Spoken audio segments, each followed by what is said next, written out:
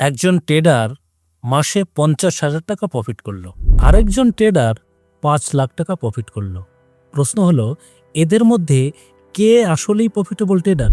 শুধু প্রফিট করলে কি প্রফিটেবল, নাকি প্রফিটেবিলিটির পেছনে আছে আরও গভীর কিছু হিসাব, কিছু মনস্তত্ত্ব, কিছু ডিসিপ্লিন, যেগুলো না বুঝলে আমরা ভুল মানুষকে সফল ট্রেডার বলে বসি। আজকের ভিডিওতে আমরা এর গভীরে যাব, কারণ আপনি যদি ট্রেডিং করেন তাহলে এই প্রশ্নের উত্তর না জানলে আপনি নিজেকেও ভুলভাবে বিচার করবেন। প্রথমেই একটা ভুল ধারণা ভেঙে দেওয়া যাক। একদিন, এক সপ্তাহ, এক মাস প্রফিট করলেই কেউ প্রফিটেবল ট্রেডার হয়ে যায় না। ধরুন আপনি আজ 20,000 টাকা প্রফিট করলেন, কিন্তু গত মাসে লস করলেন 1 লাখ টাকা, তাহলে কি আপনি প্রফিটেবল? না।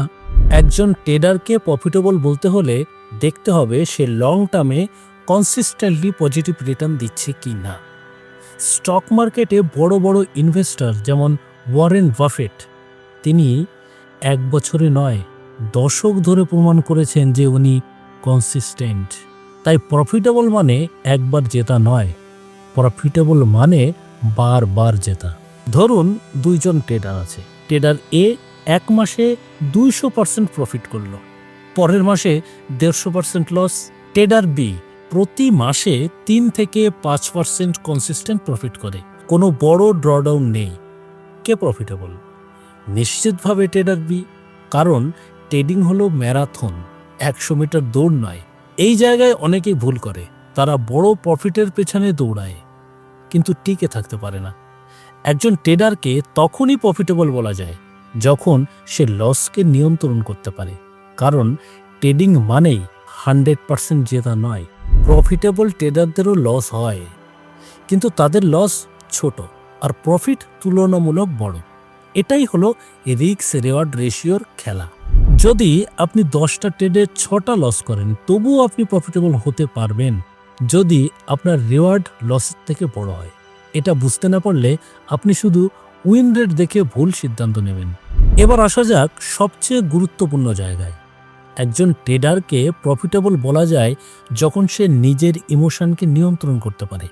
লোভ, ভয়, রিভেঞ্জ ট্রেডিং, এই 3টে জিনিস 90% ট্রেডারকে ধ্বংস করে দেয়। ধরুন আপনি 3টে লস করলেন, তারপর রেগে গিয়ে বড় লট নিয়ে ট্রেড করলেন। এটা ট্রেডিং না, এটা হলো জুয়া। একজন প্রফিটেবল ট্রেডার কখনোই নিজের ইগো প্রমাণ করতে ট্রেড নেয় না, সে শুধু সেট আপ দেখে, তারপর ট্রেড নেয়। এই মানসিক শক্তিটাই একজন ট্রেডারকে আলাদা করে। এবার আপনাকে একটা গুরুত্বপূর্ণ প্রশ্ন করি, আপনার কি লিখিত ট্রেডিং প্ল্যান আছে? যদি না থাকে তাহলে আপনি এখনও প্রফিটেবল হওয়ার পথে এগোচ্ছেন না। প্রফিটেবল ট্রেডাররা জানে কখন এন্ট্রি নেবে, কখন এক্সিট করবে, কত শতাংশ রিস্ক নেবে, কখন ট্রেড নেবে না। এই ডিসিপ্লিন ছাড়া কনসিস্টেন্সি আসবেই না। ট্রেডিংয়ে আসল জাদু কোথায় জানেন? কম্পাউন্ডিংয়ে। ধরুন আপনি মাসে 5% কনসিস্টেন্ট রিটার্ন করছেন, 1 বছরে সেটা প্রায় 60%-এর কাছাকাছি যেতে পারে শুধুমাত্র কম্পাউন্ডিংয়ের সাহায্যে। এই কারণেই বড় ফান্ডগুলো বছরের পর বছর ছোট ছোট কনসিস্টেন্ট রিটার্নের মাধ্যমে বিশাল সম্পদ গড়েছে। তারা একদিনে 200% করে সম্পদ বানায়নি, তারা কনসিস্টেন্টলি সম্পদ করেছে। একজন ট্রেডারকে তখনই প্রফিটেবল বলা যায় যখন সে জানে কিভাবে টিকে থাকতে হয়। স্টক মার্কেটে সবচেয়ে বড় নিয়ম হলো ডোন্ট লুজ বিগ। যদি আপনার ক্যাপিটালই না থাকে তাহলে ভবিষ্যতের সুযোগ কাজে লাগাবেন কিভাবে? অনেক ট্রেডার বড় প্রফিটের স্বপ্ন দেখে একদিনেই তার অ্যাকাউন্টটাকে উড়িয়ে দেয়, কিন্তু একজন প্রফিটেবল ট্রেডার প্রথমে বাঁচে, তারপর বাড়ে। বাস্তবিকভাবে বলতে গেলে একজন ট্রেডারকে তখনই প্রফিটেবল বলা যায় যখন সে অন্তত 6 থেকে 12 মাস কনসিস্টেন্টলি পজিটিভ রেজাল্ট দেখাতে পারে।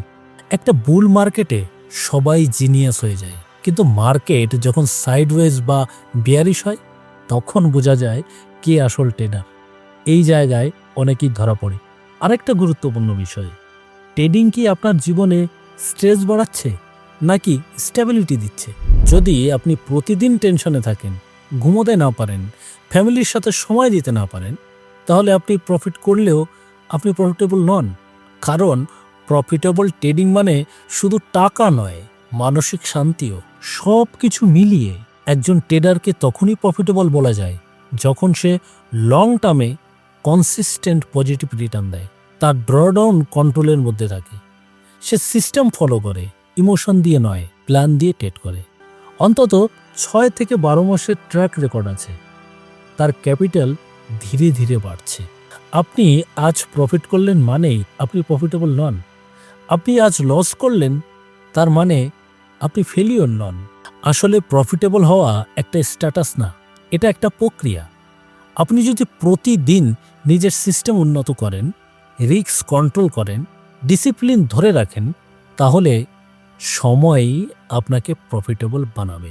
মনে রাখবেন, ট্রেডিংয়ে জিততে হলে আগে টিকে থাকতে হয়। এই ভিডিও যদি আপনার উপকারে আসে তাহলে একটা লাইক দিন, আর ট্রেডিং এবং ইনভেস্টিং শিখতে বঙ্গ ট্রেডারকে এক্ষুনি সাবস্ক্রাইব করে নিন। নমস্কার।